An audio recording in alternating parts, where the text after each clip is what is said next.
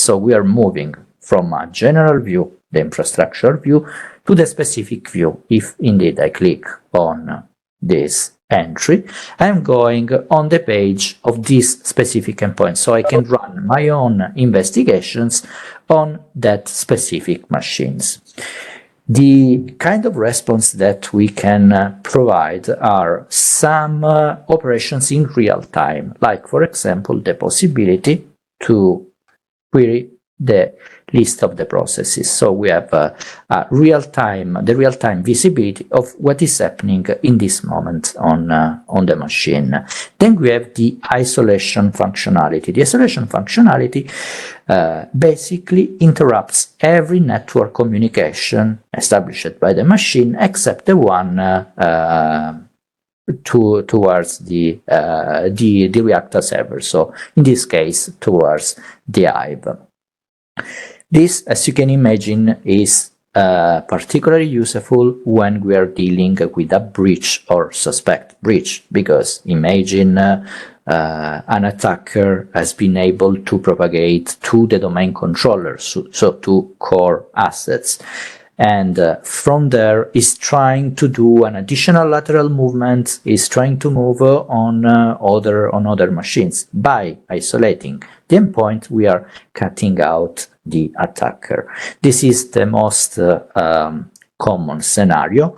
You can be also defensive, so you suspect that a workstation has been infected and the attackers are aiming through lateral movements to reach a core asset, a domain controller. You isolate the domain controller, preventing the attacker from even reaching the asset. This makes sense both on a ransomware scenario, but as you can imagine, if you suspect a data exfiltration, so something in which the attacker is copying data, is stealing data, you can use the isolation.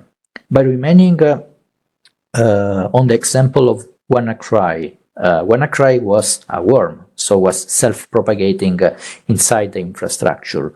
By using the isolation, at least on the core assets, domain controllers, file server, before the spread, this would have prevented or at least mitigated damages. So the idea there is that we moved from a general overview from the infrastructure to the specifics of an endpoint. So we can work at endpoint and at endpoint level.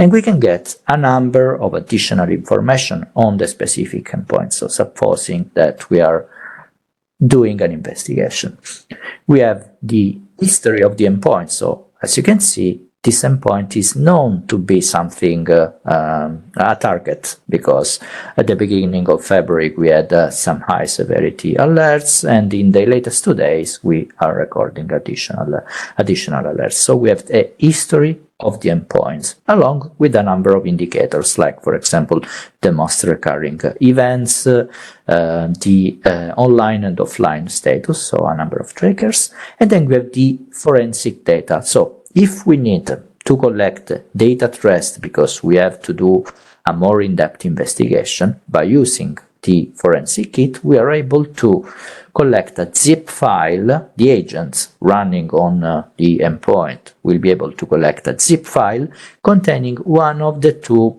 let's say, flavors of forensic kit. That can be a basic one with processes running, services, the ARP cache, DNS cache, and so on, and the advanced one containing the missing updates, prefetch, BitLocker, and so on. Typically, it's used on an instant response scenario, as you can imagine. Then we have the list of the alerts, so the list of the security incidents. We can go even more in details by checking the events.